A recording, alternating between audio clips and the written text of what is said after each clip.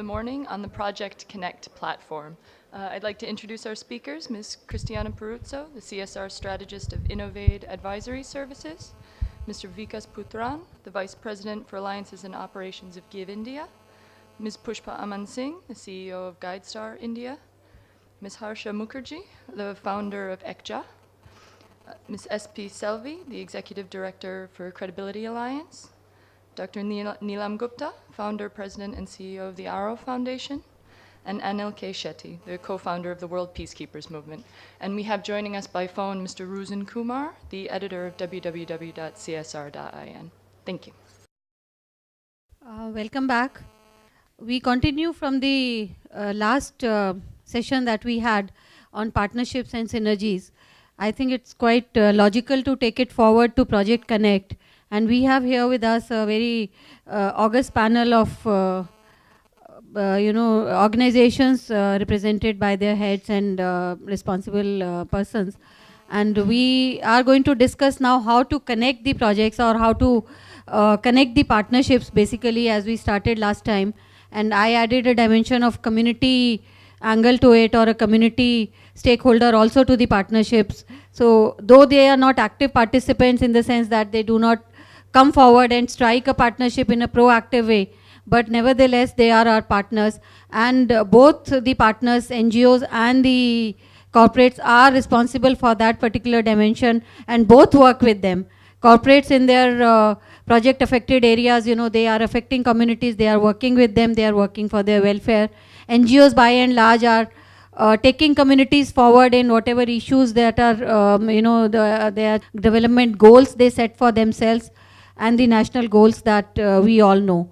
So here we are trying to find out what are the challenges faced by the NGOs as well as the corporates in getting on board these partnerships, which is very, very important to remain in the partnership, to build strong partnerships and to build sustainable partnerships. There are the two players, the NGOs and the corporates, are working together. The NGOs, in the beginning, the first step is to find the right partner, to find the right project, to find the right space in a corporate plan. For the corporates to find a right NGO, to find the NGOs, as they say, who's creditable, who's accountable, who's trustworthy, who's reliable. There are so many issues, so many adjectives put before an NGO, before they embark upon the journey and take NGOs on board. So these are the host of issues, then accountability, transparency, reporting, communication. All the corporates are talking about that. So here we have a panel who are going to address all these issues and who are going to probably give us solutions how we can. Hello? Yeah, the voice is clear? Yeah, the voice is clear, sir. Yeah. So we have a panel here who are going to give us probably the solutions on all these aspects and how they are planning to move ahead on their agenda to bring this, to bring the partnerships together. We have here, as you can see, 6 panelists, and time is short. I would request the panelists to be brief with their presentations.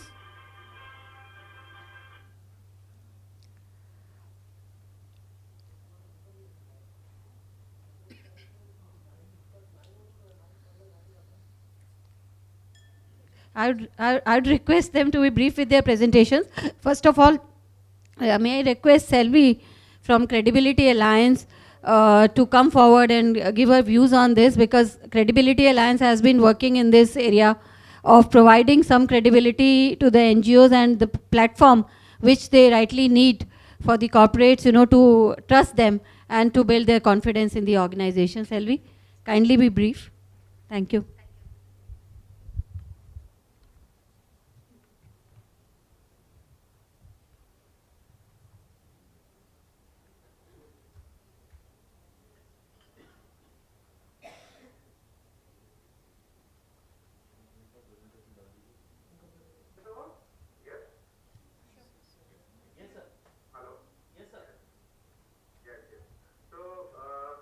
Good morning, everybody.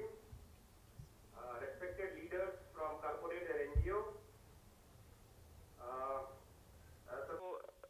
पूरी समाज के केंद्र में जो चर्चा का विषय है वो है कारपोरेट, चाहे वो CSR को लेके हो, चाहे उनकी रिस्पॉन्सिबिलिटी को लेके हो। इस बीच जो नई बात आई वो है नई कंपनी बिल में जो CSR स्पेंडिंग को मैंडेटरी किया जा रहा है।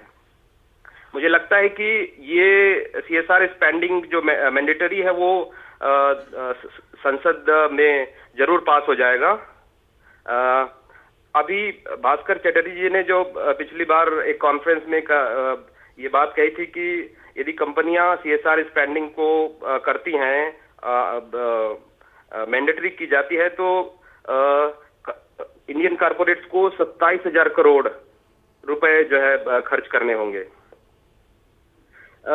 जो मुझे ये लगता है कि जो CSR स्पेंडिंग को जो मैंडेटरी किया जा रहा है उसको लेके सरकार की बड़ी स्ट्रेटेजी है। सरकार चाहती है कि जो कारपोरेट में जो फंड है, अनयूटिलाइज फंड है, वो CSR के फॉर्म में या सोशल रिस्पॉन्सिबिलिटी की स्पेंडिंग के फॉर्म में सोसाइटी में आए।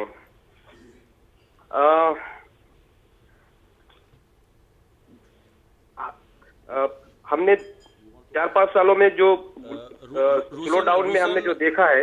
रोशन, आपका टाइम हो गया है, तो अपना जो भी आपने बोलना है अगले 2 मिनट में रैप अप कर दीजिए प्लीज। ओके।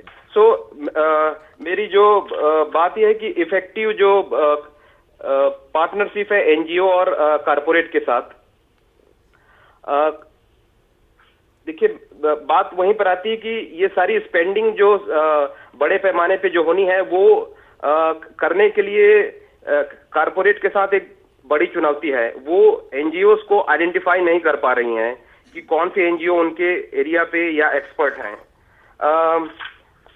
हमें एक जो हर राज्यों में कम से कम 100 NGOs को आइडेंटिफाई करने की जरूरत है, ताकि उनकी नेचर के हिसाब से कारपोरेट के स्ट्रेटेजी के लिंक होके उनको सोशल इश्यूज पे काम करने की उनको अपॉर्चुनिटी मिले।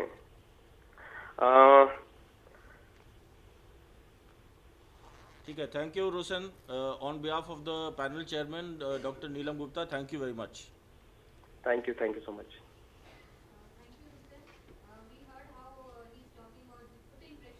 Corporates basically, and who can do it better than media? So we all have media with us. We can tap India CSR for putting forward our initiatives and talking about the projects that are on way. Now we will request Selvi to continue with her presentation. Please, Selvi. Thank you.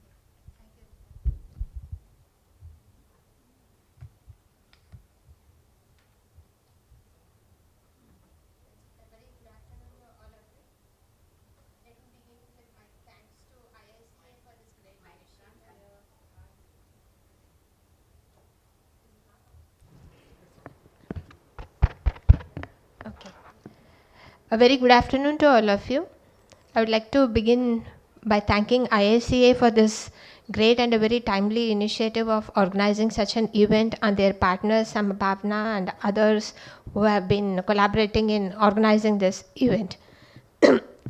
Since yesterday we have been listening to various eminent panelists who have been sharing their wise thoughts and perspectives, which have been very, very resourceful to listen to, and were bringing in quite new insights. And in this session, which is very important of the CSR and the Project Connect platforms that are existing. So before going into that, I would like to just share the voluntary sector perspective and the positioning of the sector in today's context, be it the legal framework or in the way the systems and the executions are happening, and the challenges that are encountered by the voluntary sector. So the thing is that, right, I'm not going into the history. I think most of you may be aware, and I would like to avoid repetitions of whatever was having been said since yesterday. So I take the privilege of skipping some of the slides which I had prepared earlier before listening to the eminent panelists since yesterday. The thing is that this sector is reeling under a sort of, lack of framework. Like if we look at, if we draw a simple comparison between the corporate sector and the voluntary sector, while one is for profit and the other is for not for profit, we find the not for profit sector or the voluntary sector, which I feel comfortable to use a term with, voluntary sector is not guided with adequate frameworks and the monitoring mechanisms. Right from the registration framework, we find that lack of these benchmarks are there. And this is one of the reasons we keep hearing since yesterday, how to identify credible organizations, how do we relate with them for this CSR initiative like. So how do we identify an organization as either credible or a good or not so good and things, unless and until we have set benchmarks like. Even if you identify as, take for simple example, a school classroom, how do you identify a student as having the best student or thing, unless you have a benchmark. You have a benchmark as 100% of the mark. Against that 100% score, you rate a organization or a student's scoring.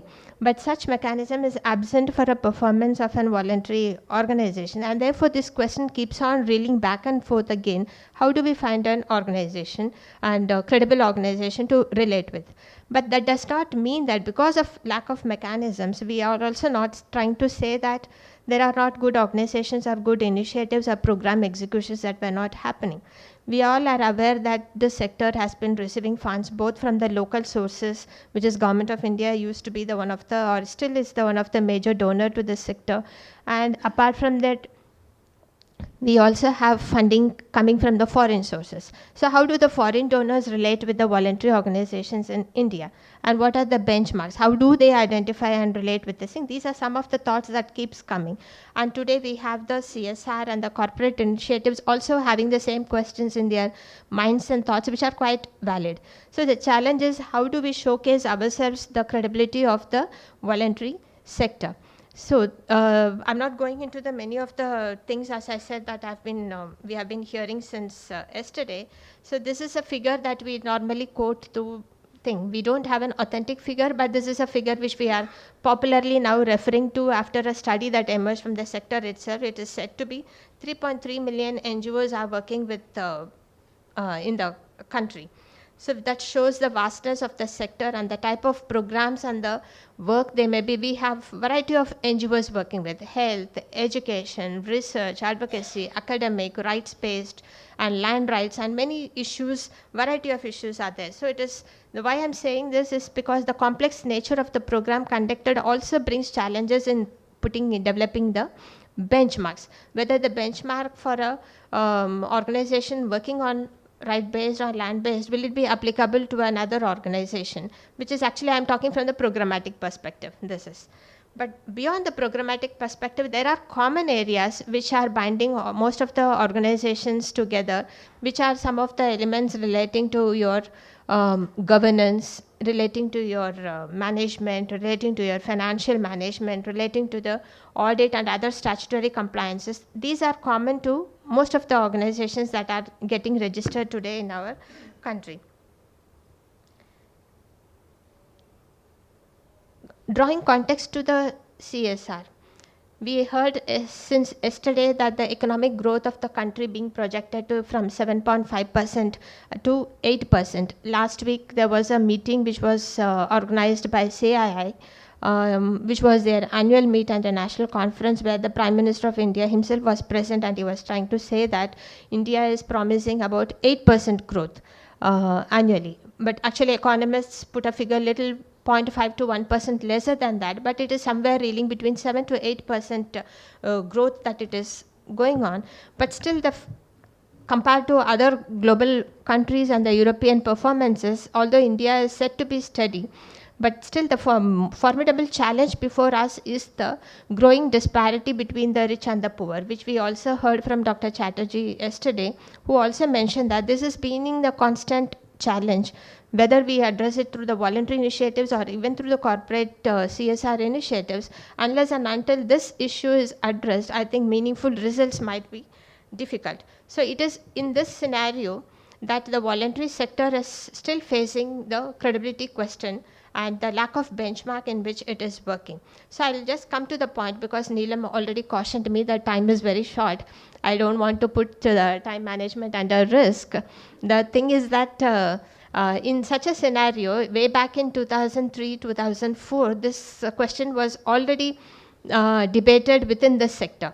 It was not something come from the government or any from lawmakers. The sector itself was in a retrospective mode, debated on that, and found the need to have an common understanding on set good practices on governance, disclosures, and accountability, because these are the three main areas which are crucial to prove oneself as a credible organization. So out of these debates of really 2 years or so, the Organization Credibility Alliance, which I am now presently representing, was born in the year 2004, and which worked on developing norms and good practices for voluntary organizations to follow.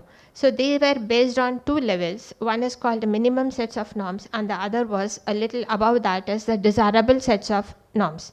So in any organization, to have a credibility certificate or to be certified or to be seen as a good organization, had to prove themselves under these parameters of minimum and the desirable norms, and a structured process is followed. It is not only paper documentation, just one more minute.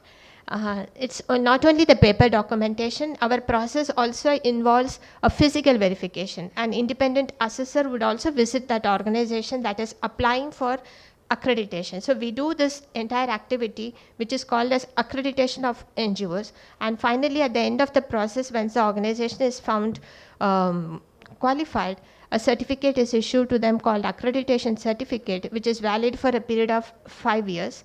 And after that, it is up to the organization to get back to us for renewal. This is, in short, the process that are followed. And once that is done, then accredited organizations are listed in our website. I'll just, half a minute, I'll just show that list to you. Here, which, it is not working. So our website, I'll just give the name. It's credibilityalliance.org. There you have a link called accredited organizations. When you click on that, you get a list of organizations. As of now, we have accredited 303 organizations. Another 361 are in the process, meaning we are working on their applications. So the name and the date of accreditation period and the sector in which that organization is working is also displayed. So this is something which we also share it with the government bodies like Planning Commission, with the Tata Institute of Social Services being the national CSR hub. And recently we were also advised by Tata director, TIS director, to share it with the Ministry of Rural Development. So this is to share that these are set of organizations which have undergone a verified process and have been verified by a third party that this is our compliant to set of minimum norms and good practices. So this pool of organizations are available for cooperation and partnership by any body, be it the government or the corporates or any other funding agencies. Even foreign donors look at our website to look at these set of organizations. So this is in short, I had to share about the possible CSR and the CSO connect, and from our effort how it can be made possible. Yeah, thank you very much. Thank you, Selvi. I'm sure NGOs and corporate both would find the work useful and take it on board. We have some organizations, who are like in the last panel we were discussing the matchmakers to bring together the NGOs and the corporates, and who are doing a commendable job. I would invite Innovate, Christiana from Innovate, and she would discuss how they are working with the NGOs and the corporates to bring them on a common platform, strengthening both in the effort. Christiana, please. And please stick to your time limit. It is 5 minutes. Thank you. You can start speaking in the meeting. Yes. Okay. I'm going to be really, really brief. I don't know if you can tell by my name or by the way my accent. I'm actually Italian, and I've been here in Mumbai for 4 years, and I'm planning to stay for a very long time, because doing CSR in this country is just fantastic. I mean, there are so many things to do, so many things to learn, so it was a great decision to come here from London. So I'm just going to share a couple of slides because for a new way of partnership between NGOs and companies. Now, we work a little bit more on the corporate side, and we've noticed that, okay, in a perfect world, when HR manager or CSR manager propose Is that the presentation? Okay. When they propose volunteering opportunity to their employees, they should be ready, willing, and able to participate in, in any plant, tree plantation drive or visit to an NGO. Unfortunately, we have noticed, especially in India, when employees are really starved for time. I mean, there are many employees in India that spend, and I was shocked to hear that, 3 or 4 hours commuting every day after having worked 12 hours. And when you ask them, okay, let's, we have this great volunteering opportunity for you, they're just so overwhelmed and they're really not very much willing to participate. So we try to come up with a way, like a flexible way in which the company contributes to the NGO, but the employees, get something back, at least something, the minimum level. Now, just a little introduction. Innovate Advisory Services, the company that I've worked for the past 4 years, was founded by an Australian woman, and basically we provide strategic advice and management service to celebrity high net worth individual and corporates on philanthropy and CSR in India. Can you click again? Now, we work, I cannot unfortunately give you the names because they don't want to make it public, but basically we worked for this big multinational based in Malad, I can only tell you that, and basically they had this leadership program at a major BPO in Malad, and they wanted, imagine a BPO in Malad, beautiful place, but they work 12 hours a day, 6 days a week. And the company wanted their leaders to develop some sort of compassion, to be aware of the social issues affecting the Indian society at the moment. So they want to generate compassion towards people, but at the same time, they're corporates, they wanted to enhance the leadership skills. So they wanted, the leadership program was 9 months. They wanted three opportunities, they call them experience, for a total of 3, one in April, September, and December. Thanks. So we introduced a 3-stage model. So the first stage is educate. Now, we have noticed that many times, employees are just dumped into an NGO, in an NGO visit, without making them aware of the social problem, about the macro environment that this NGO is trying to tackle. What is this? Sometimes okay, education and health, but how is this NGO tackling? What are the major issues affecting the social problem of education in India, or health, or any other problems? So we do a session of classroom facilitation prior to deploy the group. It's very short, it's 1 or 2 hours, prior to the deployment to the NGO, to familiarize participants with the social issues, and as well as the complexity of each solution adopted by the NGO, by the different partner NGO. So we want them to, and it's an interactive session, so we want them to think like familiarize themselves with the problem, they are part of feel like they're part of the NGO, and how they could tackle the problem. The second stage is the visit to the actual NGO to receive on-the-ground understanding and appreciation. And then the stage 3 is the empower stage, and that's where the corporate interest comes in. So they want the lesson learned from the visit to the NGO to how can we apply the issues of helping the others. And I'm going to show you some activities that we did. How can the lesson learned can be applied to the relationship with your colleagues, the relationship with your family, the relationship with the people surrounding you. So 3 activities. I told you about this leadership program that we did for this corporate in Malad. So there were 3 experiences. Experience number 1, so the theme was solving complex issue with multi-sector partnership. So we visit, I'm sure you're aware about the midday meal program by the government of India, the Right to Food and the Right to Education Act. You're much more expert than I am. So basically we had 25 employees, first we gave them a session to understand the issue of malnutrition and education and how they're tied into this country, how, this particular organization, this particular organization that we visited is tackling the problem. then we went and actually visited a midday meal kitchen here in Mumbai, and they got to see the supply chain of this midday meal kitchen, because this particular NGO is running like a business. I'm sorry that Akshaya Patra is not here, the representative, because I visit their midday meal kitchen in Hyderabad, and it's just fantastic.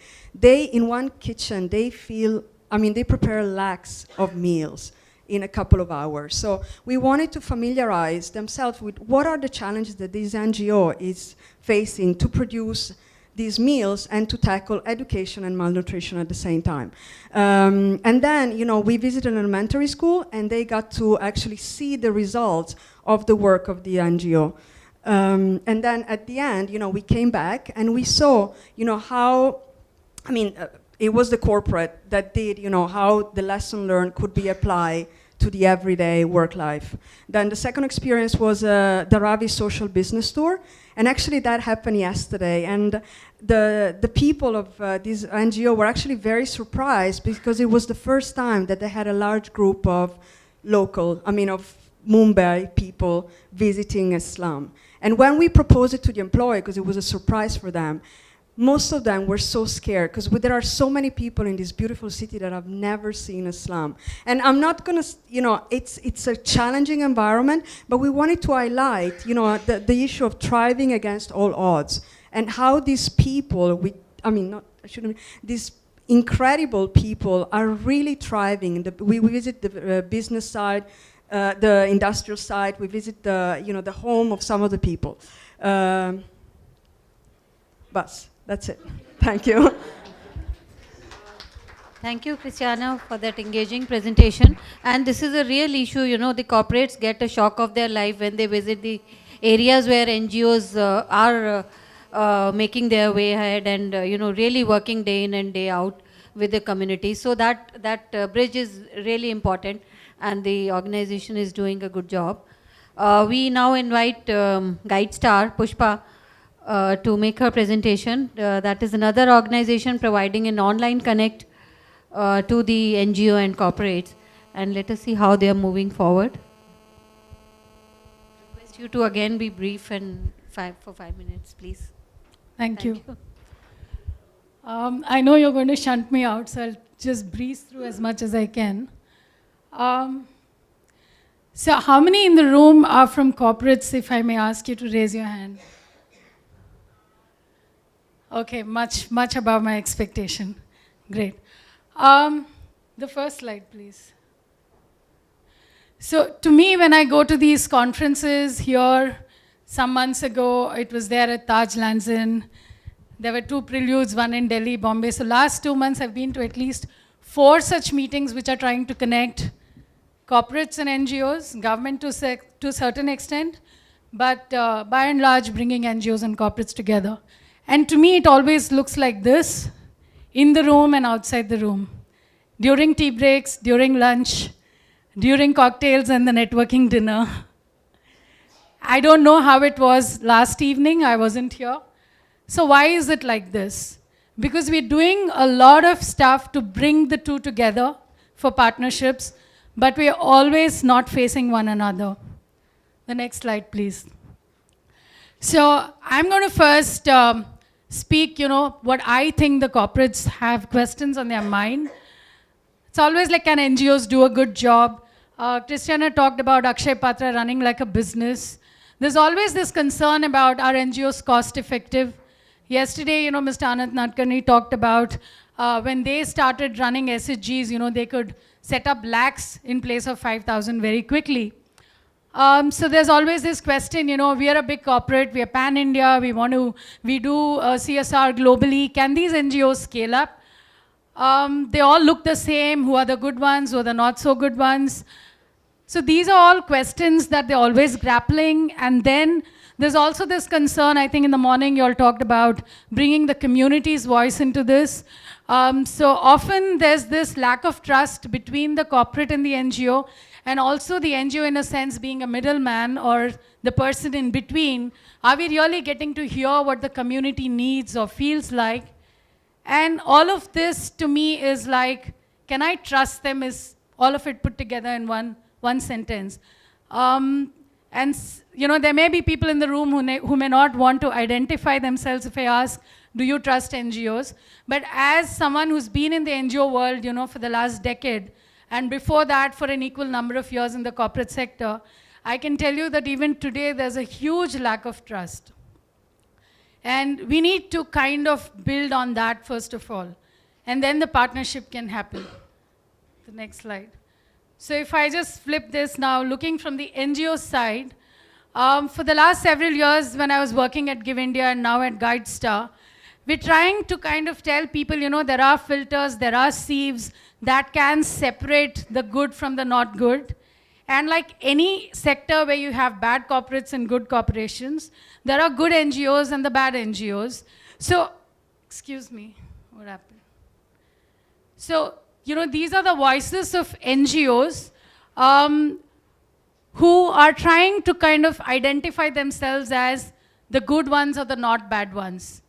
There are organizations who are demonstrating their transparency. Sites like ours, GuideStar India, it allows an NGO to put up everything in public domain. All your documents, your MOAs, your financials, your IT returns. You can see anything. I mean, it's as good as you peeping into their books of accounts and their organization. There are organizations that have taken the trouble and gone and got themselves accredited by the Credibility Alliance. So to just put numbers in perspective, 3,700 NGOs are on our site and almost 100 get added every month. There are about 300 NGOs that are accredited by Credibility Alliance. There are NGOs that say that, one of the complaints from corporates is, where are your business plans? Where are your crisp presentations? NGOs are called to make pitch presentations these days. But there are these groups of NGOs who are actually beginning to also speak the same language. There are so many professionals from the NGO sector who've gone into the corporate world. I think, Mamta, you're a great example. Similarly, there are many people from the corporate sector who have come to the NGO world. So I don't think that communication gap that we always used to see is such a big issue anymore in case of all organizations. So recognize the voice of organizations who are trying to say, I'm not one of the 3.3 million. That number is not there and it doesn't exist, Selvi. The number is more close to about 1 million, and 100,000 organizations do 80% of the work. Now, out of these 100,000, I'm saying you can put your finger and find 3,700 on our site today. Just like a Google vertical, you can search them, you can connect with them. The latest CSR guidelines have put out a list of 272 backward districts, and we have identified 714 NGOs working in 161 of them. All the data is readily available. So I would say that, if we have to start looking into each other's eyes and start talking, there are these organizations you can actually safely connect with. And there is a lot of information that is available to help you kind of build that trust. NGOs have taken a lot of initiative in the last few years to kind of address this whole trust issue. So thanks for bringing that back. So you can just quickly bring all the points. Yeah. Just go back once. So, and the other thing that NGOs are sending out a message today is that I'm not just asking for money. It's an impression that people carry from the corporate sector or the high net worth individuals. I also attended a session, Dasra does this India Philanthropy Week, where you have wealthy individuals in the room who may or may not be running corporate houses. They could be professionals, they could be individuals otherwise running family offices. It's even worse when that group is there. You just don't want to look at one another, and there's almost a huge cultural divide in the room. So, it's not that, I think because of the technical issue, you need to give me 2 grace minutes. So NGOs are saying, I can engage your employees well. Perhaps you need enablers like Christiana or, Vikas, Selvi, all of us, enablers in the room. Maybe you want to engage with them so that they make this connection much simpler and easier. To corporate India, I want to put these questions, and I don't want to get away from here without this. do you want to reinvent everything? I was at one of the meetings where a corporate leader said that they looked around, they saw the need in society, and they've decided to come up with their own ideas and implement their own programs. I think you would be actually harming yourself and wasting your resources, because there are enough organizations who've been doing a lot of work in the past. There are foundations and wealthy people who have, and there have been corporations like IBM and Microsoft and others, and the Tatas in India and the Birlas and all of them, who've spent years quietly working with the community. Why not look at the learning from there? And so, the other thing is, I was told by Vikas when I missed the morning session that the gentleman from Customs was talking about lack of a list of NGOs. Yesterday, Dr. Bhaskar Chatterjee, talked about his own portal. I hope they're not going to recreate everything. They should ideally collaborate, take APIs, and build their system. They will come up to speed. I mean, they will come to market quickly, and they will save therefore time, and they'll also save the cost of inventing all of that.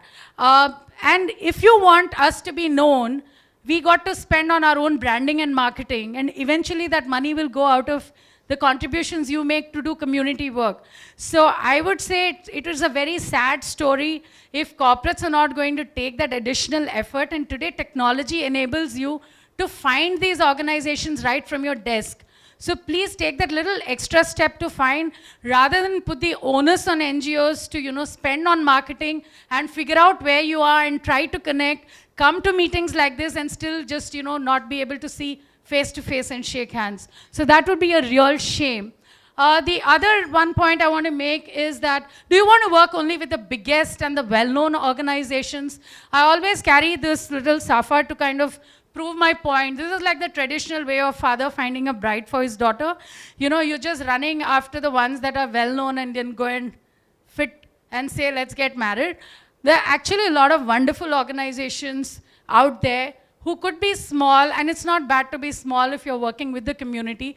Your overheads could be lower. You could actually be on the ground and knowing the problem and solving it. So look for those organizations. Look for newer ideas, people who are coming with new solutions. So don't be very risk averse when you're doing your CSR.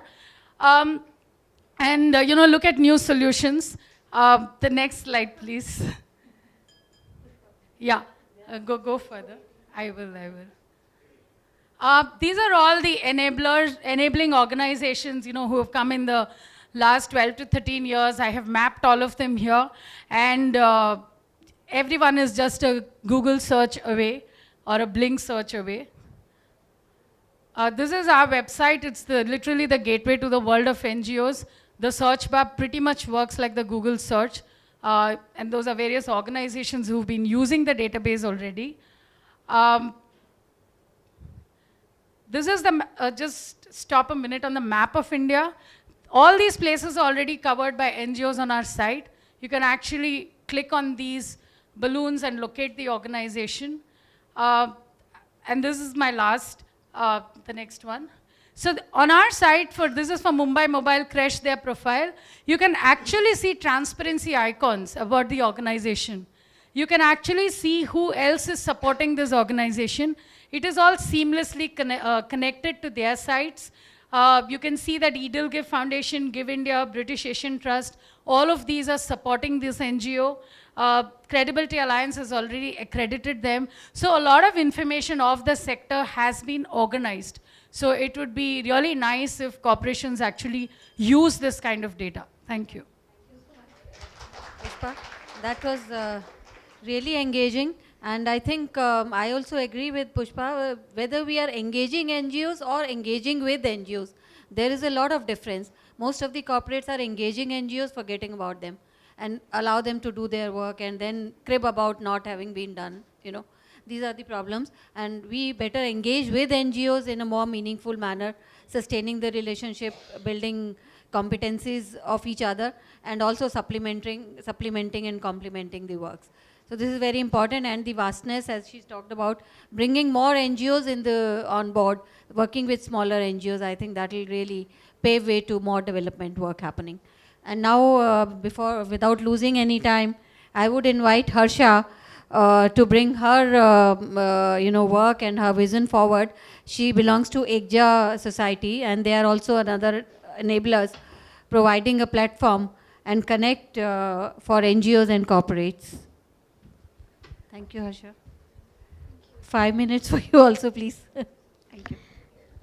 Good morning, everybody. I have been working in this sector for past 3 to 4 years, very less than everybody out here. And I have been working primarily in the CSR domain. On my research in the corporate sector and the CSR, they face a lot of differentiation because it is a cost department. Why is it a cost department? Because NGOs are always wanting for grants. It's treated like that. It's not wrong, but there has to be a sustainable model. I propose that be it NGO, be it any other organization, foundations, trusts, it is important when you connect yourself with a corporate, there has to be, like Pushpa rightly mentioned, that they have to pitch like business plans, which is very much true. I would propose you all to make your projects more sustainable.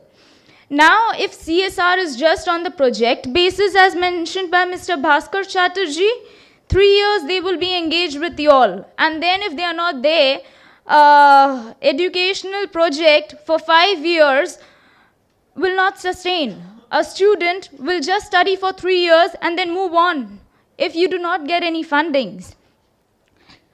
Other thing that I would appeal for the corporates, as there are a good number of corporates and CSR personals present over here, is to concentrate upon social entrepreneurs as well, because they are making equal amount of social impact plus giving you some benefits.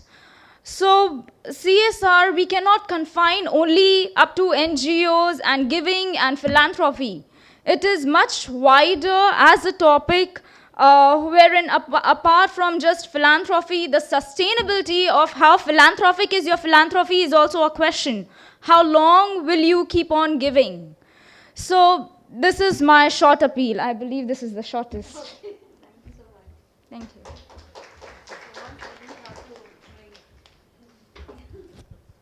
So that was a short, crisp, but very effective appeal from Harsha. Now the most important person on board, the funding facilitator, I should say, Vikas from Give India. He'll give his views on how they have been facilitating funding for NGOs and how they are bringing them on board to get more and more funds.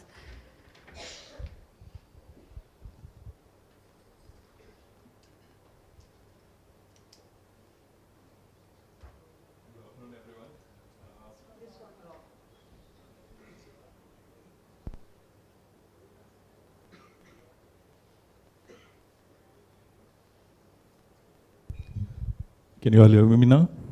Yeah, okay.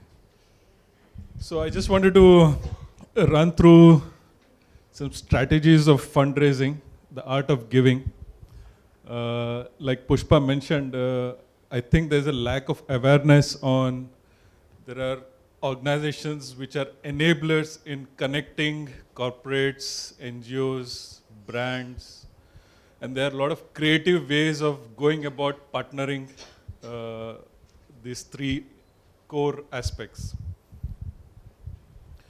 I just wanted to give you a brief of some survey that was done, which is a Cone study, which is a well accepted study in the area of cause marketing, which says that surprisingly, if you see the bottom part of it, it says 83% Indians would like to be part of a truly important cause versus 45% in UK and 61% in US. So, which is very heartening to see that Indians are more conscious that they need to make a social impact and they want to be associated with brands or they want to be part of this enabling process.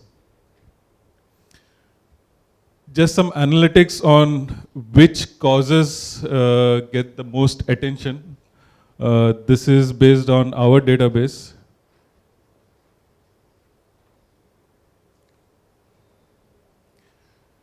Typically for NGOs, their fundraising channels, if you want to broadly put it into three categories, those are retail, which is individual donors, grants either through corporates or government, or NGO consolidated, somebody like Give India or United Way or somebody like that. Is there a fourth way of doing this? Is there a corporate partnership that can be built where the partnership is more about a business strategy, where a collateral that is coming out is a funding to, let's say, an NGO, funding to a cause which has a social impact?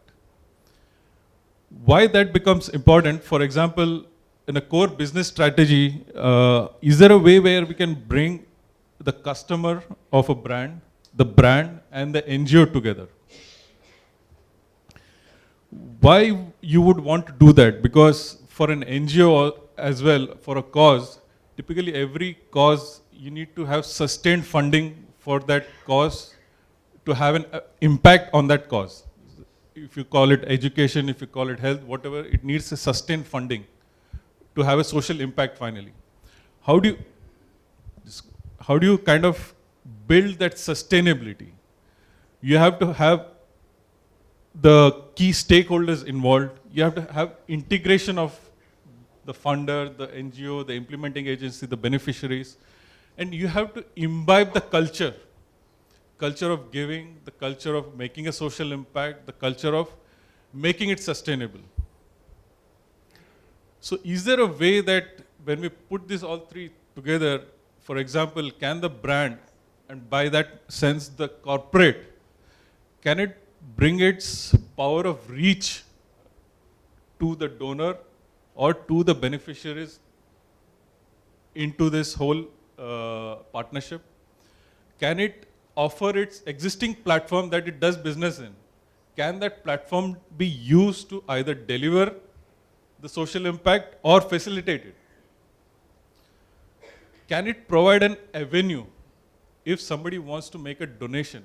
Can a business existing platform be used as an avenue for either collecting that donation or delivering that donation? Some examples. I just want to run you through some case studies which are live, which are successful, which are happening. So the corporates also get a feel that, you know, they don't have to do, it doesn't have to be charity. You have to think in business terms. So I would have liked more CMOs and more CEOs to be here to see what is the business strategy I can drive out of it. So for example, payback. We have charity products listed there. Points accumulated, donate to charity. It's like charity is another vendor that is listed on the platform. This is part of business strategy.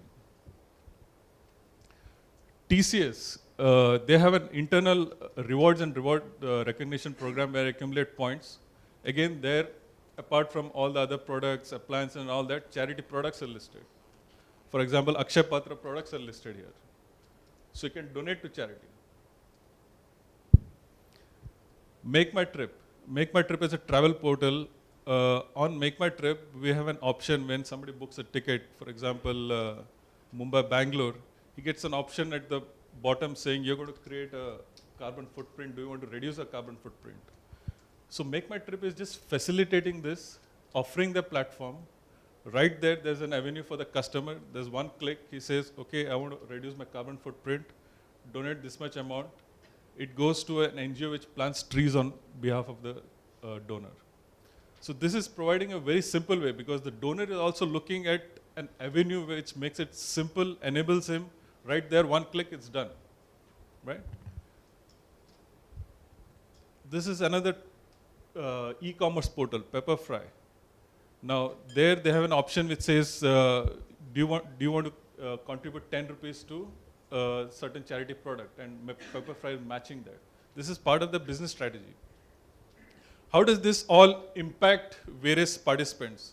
So what is it in it for the brand or for the corporate?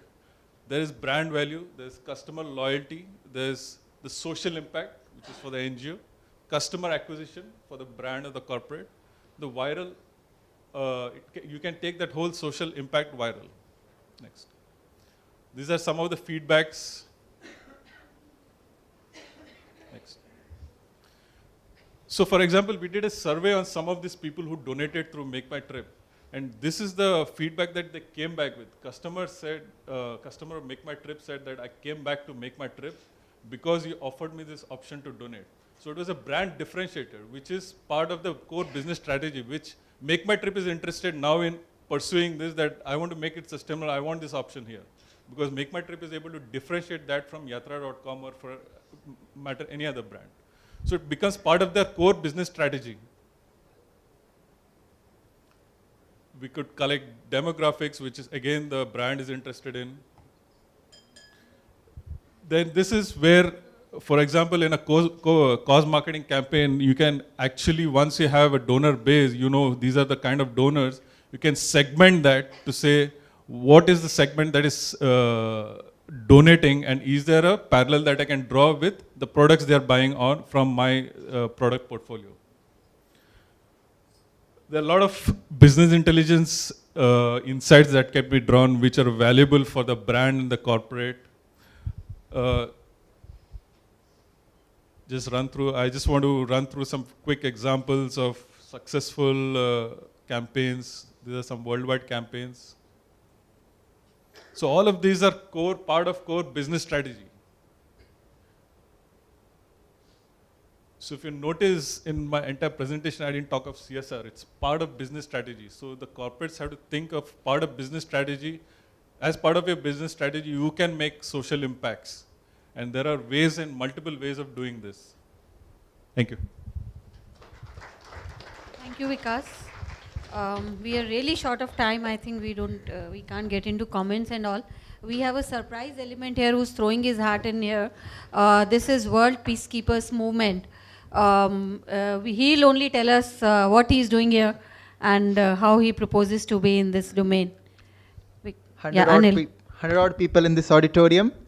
Physically, culturally, intellectually, emotionally, we all come from a different background. 7 billion population of the world are completely unique.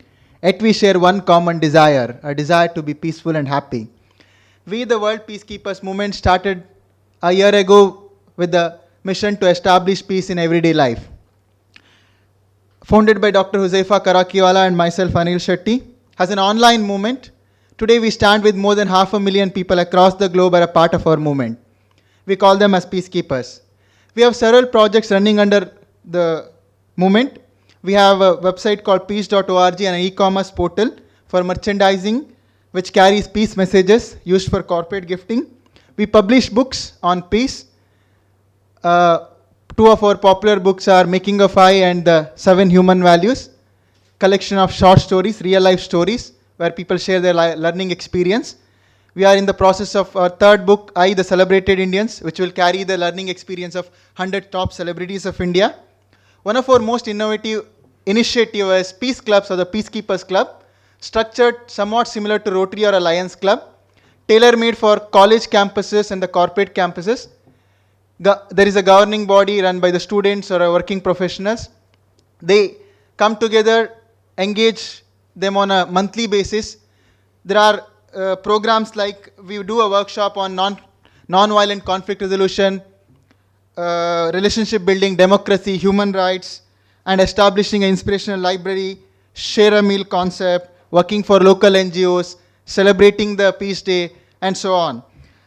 Currently, many peace clubs are operational in Bangalore. We are also working on peace education, developing the curriculum for the school children, working with the governments. So currently, we are going to propose to the Maharashtra government. We are just in the process of developing the curriculum for the children. Even though we are named as a World Peacekeepers Movement, our current project is Project Bangalore Peace, which is basically we have taken one city as a Bangalore. We want to make Bangalore the most peaceful city in the world. For next 5 years, all our projects will be focused towards one particular city. And 100 peace clubs will come up in next 5 years in Bangalore. We will be hosting an all-religion meet, calling people from all the religion to come together and sign on a pledge not to indulge in communal violence. Starting a coffee shop called Peace Cafe to engage people on a daily basis. Police for Peace is one of another initiative which will be establishing a better relationship between police and the civilians. We'll also be hosting a Bangalore Peace Festival to bring people together for a celebration, not just for the protest. And next, after 5 years, we want to measure the impact which we created in the market by doing a survey on Peace and Happiness Index. In the past, we all have seen Batman, Spider-Man, Superman. Have you ever heard a Peaceman? We are in the process of developing a Peacekeeper, an animation superhero. We're almost done with the character. In a month, you will be seeing a Peace superhero, which is our contribution from India. We are going to contribute to the world a new superhero. Idea of the superhero is that he will resolve the conflict in a non-violent way. All the superheroes you have seen, they fight with a weapon. So it's a time we come out of that. And because we believe the peace is possible in the world. And we are coming up with the comic books, digital games, and we want our children to grow with the Peacekeeper, where these values are inculcated from the beginning. And this Peacekeeper is a hope for those people who lost faith in the peace. And as a part of Bangalore Peace, we are also coming up with the peace anthem, where involving all the Bangaloreans, and they sing together. Music is one of the strongest means of communication. Overall, in a short, we work on improving the quality of thoughts. And it's hard to find a funding because most of the NGOs work on improving the quality of life. So I'm on the other side, so I have my own difficulties. If you see, a topic given to me is integrating social vision with the business mission. There is an observable pattern in the company CSR policies. They invest in either in their sectors which is complementing their business, or balancing the morality, good and the bad, or promoters' emotions. Let me come to the first one. When it comes to complementing the business, probably like oil, healthcare companies investing in healthcare projects, primary healthcare, or a software company investing in technical education. And like that, when I approached for Bangalore Peace Funding, I approached a company which is a real estate company in Bangalore, which is the fastest growing real estate company. All projects are concentrated towards Bangalore. And I told them, see, I reach out to my 100 peace clubs, I will be reaching out to 10-20,000 people who are like engineering students and working professionals. You as a real estate company, you are catering to that market. I'm reaching out to your customers. And then through the projects like Peace Anthem and all, I'm reaching out to celebrities where you have a villas to sell for them. So that's how I got my first funding done for the Bangalore Peace. And another way is that balancing the morality. Most of the liquor companies, they invest in probably rehabilitating the alcoholics, or the high-end heart hospitals doing a free surgery for the needy patients, or a oil company or a vehicle manufacturing company investing in pollution control. And the third interesting factor is promoter's emotion. Let's say a son or a daughter or a husband or a mother of a CEO or a CMD, if they die out of cancer, so you will have in the CSR agenda, so he will put that agenda as, okay, cancer it, because he has an emotion connect to it. So, so employee engagement is one thing which we look in most of the program, because corporation is not just a building or a product or a profit and loss, they are the people. So its corporate responsibility is not just a responsibility of a corporation, it's also a responsibility of every employee. So we look into that sector.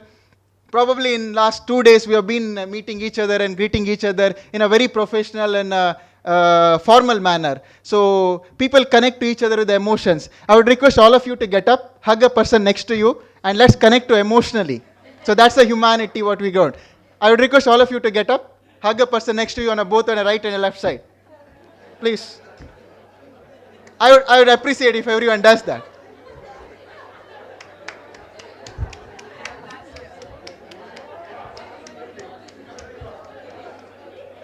I beg your pardon to take 1 more minute. There is something which is bothering me since long, which is a matter of concern. And I have horrifying data about gun license in India. There are 40 million civilians have a legalized gun. There are 33 million illegal guns are in the market. Where are we heading? Are we institutionalizing the violence?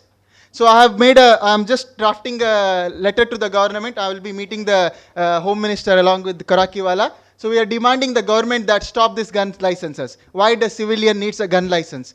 by giving a gun to the civilian, the government is accepting the fact that they are failing to maintain the law and order. So this is a horrifying data. Probably if everyone gets a gun, then it will be a dark future for India. One day, like US, today they are struggling. After issuing the gun license, Obama is sitting and thinking how to stop this, because mass murders are happening, students are coming out and shooting everyone. So this is one of the matter of concerns. Probably I have a sleepless night drafting everything. So I'll be meeting the minister and giving, once, if they don't do it, obviously we have to demand for it. So that will be the moment which I'll be bringing it in the next sector. Thank you very much. So thanks a lot.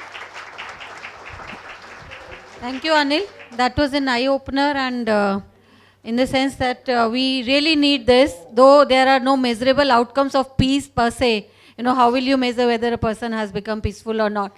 But overall, if the communities, I'm sure he must be having some ideas how to make measurable indicators and then approach CSR funding to say that, okay, we have delved into peace. So peace and morality are two issues I'm sure that everyone agrees that they should be taken on board, though we are doing it through value education a little bit, but a concentrated effort on peace should get acknowledged and should get recognition in our domain.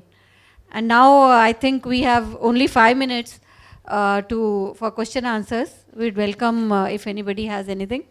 You wanted to say something?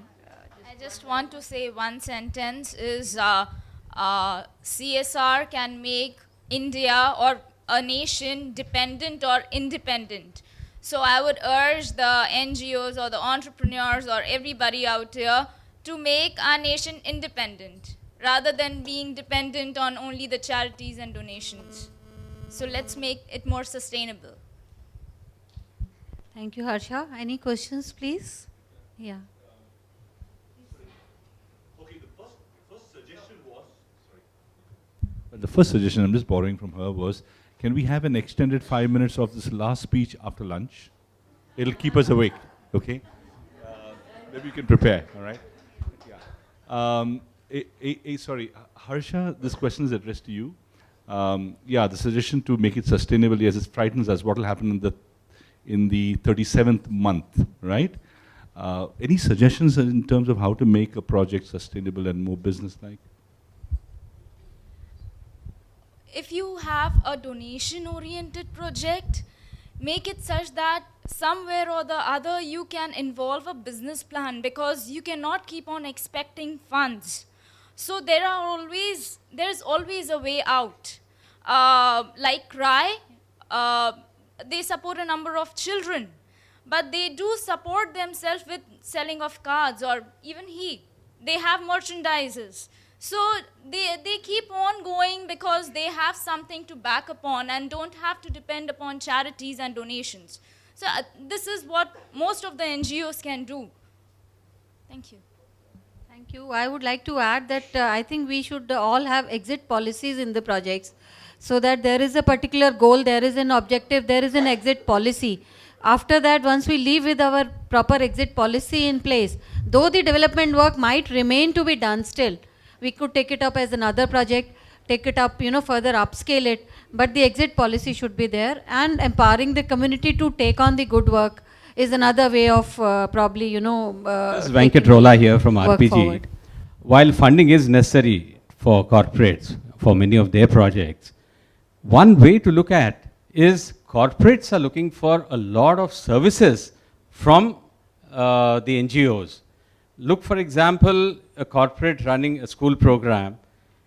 Today, we find it difficult to fill our own schools with technical education. And I've been contacting a lot of corporates saying that you are into developing the street kids, you're trying to bring back many of your own youth into schools, but do you not have a way to map them into the schools that really take them through a job? Now that kind of synergy is very essential. There are many services we take from corporates, for example, skill development program, soft skill program. We don't go to the head honchos in the field of training. We go to NGOs like the Chetna Foundation. They do all the training program in our schools for our kids. So there are a lot of services NGOs can give CSRs and monetize this way while sharing their best practices. Thank you. Yeah, I have one question and one food for thought, actually. I will introduce myself. I am Tejasvi. I'm from Pune. I work as a director and facilitator of a very small community-based organization. It's a sex workers collective, female sex workers collective in my city, Pune. One question for Selvi about your Credibility Alliance. I just want to ask you what are the criteria for it? Like, is it a government recognized kind of certification or any other thing? That's one question, and then I will go for the next thought. Appreciate the query. Ours is actually, as I said in the presentation, it was framed, the norms and the things were all based on a self-regulatory mode because there were absence of mechanisms available in the sector. So this was all based on the self-regulatory mode. The thing is that, as I said, there are two sets of norms, governance and accountability, transparency are all covered in that. We are trying to gain the recognition of the government. We are presently in dialogue with Planning Commission as well, who are now thinking that after 2 rounds of discussion with us, they are now trying to convene a interministerial meeting because there are many ministries that make grants. Ministry of Tribal, Rural Development, Social Welfare, all are having their own mechanisms of making NGO grants, but there is no consensus. So they are trying to look into the model and the process that we follow at Credibility Alliance and placing that before all the ministries. They are planning to convene a interministerial meeting where they wanted to build a consensus on that. And after that, we are looking at working towards gaining the recognition from the Government of India through Planning Commission's Voluntary Action Cell. So that is one of the present thing. In addition to that, we are also trying to reach out to donors who are already working with NGOs. Like there are donors like Oxfam India is now there, and we are closely collaborating with the GuideStar, Give India. We are all in the same close network, where any organization that gets accredited by us, we will immediately share the data with them. And GuideStar's portal, it will open. And unfortunately, when I was making the presentation, there was a technical fault. I could not show the list of organizations. But if you always visit our website and see, the list is displayed. And once you click on that, it will open in GuideStar's online portal. And the same names are also, with Give India also we are sharing. And we are going to have a meeting on that today, actually. Okay, thank you. Thank you. And the other thought, just give me a minute. Hello. Somebody was talking about sustainability. I think sustainability is fine for the NGO, but what about ownership of the project by the community? Many of the... Just one thought. Yeah, right.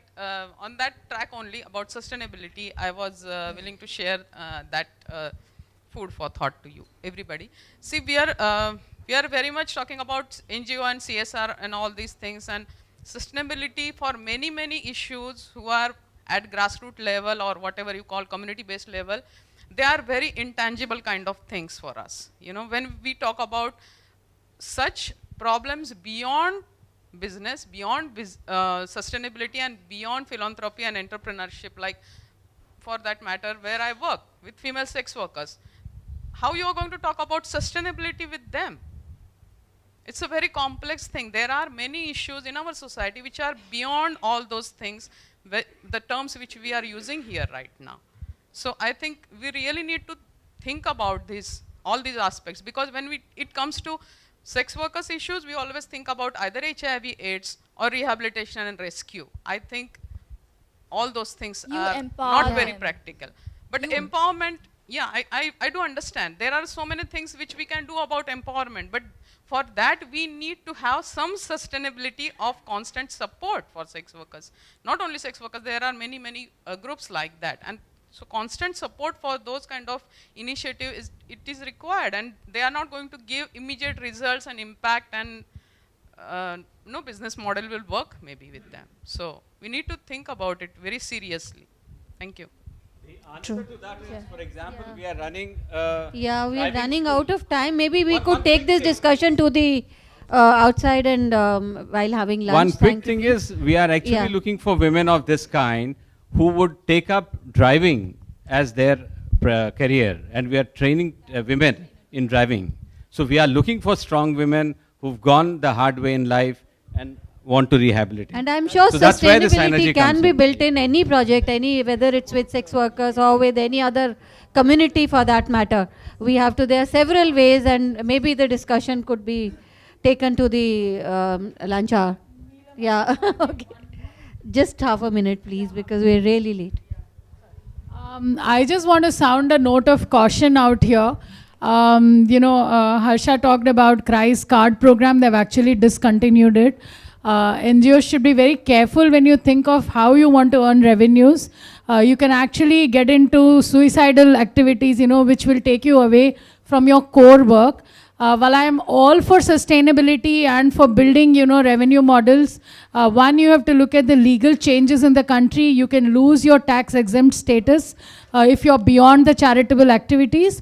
Rightfully so, I would say, because once an activity can be self-sustaining, it could move into the social enterprise space. There will always be some activities which would require philanthropic support. That does not mean that NGOs should get complacent and always wait for donors. But I would look at the donor community, the corporate CSR foundations to be more imaginative and collaborate and co-fund in such a way that you don't have at the 36th month everyone withdrawing. The giving incentivizes performance, but it does not suddenly come to an end. Maybe the donor changes hands or the donors change. There are all models that we can work on, but just don't jump on selling stuff for the sake of selling to bring funds for your work. Mamta here. I just wanted to ask a question to Gayatri. I mean, the wonderful people here who are already doing the kind of work that we are, that Dr. Chatterjee was saying, connecting the NGOs and all. I mean, are you going to be looking at these organizations and actually putting them up in your website or something and acknowledging, saying any NGO that has been, gone through this process, it's going to be the greatest help that you can do, instead of just, creating another, like Pushpa said. Thank you, Mamta. I think the very reason that they are here and showcasing their work is because of that only, the association they have with IICA. So definitely they are going to guide us. In fact, they are going to guide IICA how to go about this NGO portal and everything. And yes, like what Dr. Chatterjee mentioned about was only the due diligence process, which he thought should be, made part of the whole system. Because of the, definitely we will be acknowledging these efforts, and yes. I think there is ample scope to even move beyond due diligence and from the existing models, like whether it is GuideStar or Give India. Acknowledging to build on what is already there definitely is one of initiatives which we are going to carry on. To say something out. Sorry. To say something Manoj sir, will you like to add something on it? To say something out of the contest, I met a Chinese guy. I told him I run a non-profit, non-government organization. He said it's very sad that responsibility of the government has come on you guys. Thank you very much to all of our panelists, Ms. Peruzzo, Mr. Puthran, Ms. Aman Singh, Ms. Mukherjee, Ms. Selvey, Dr. Gupta, and Mr. Shetty, and also to Mr. Ruzen Kumar, who's not here. We do have small tokens of appreciation, but please forgive me if I keep talking. Dr. Gupta has gotten us back on, or almost gotten us back on schedule, which is very, very, very impressive. Yes, so please, we're going to break for lunch now, but it would be wonderful if you could come back as soon as you hear the bell so that we can get the most out of our afternoon's presentations. Thank you very much. I'll finish with the ladies first.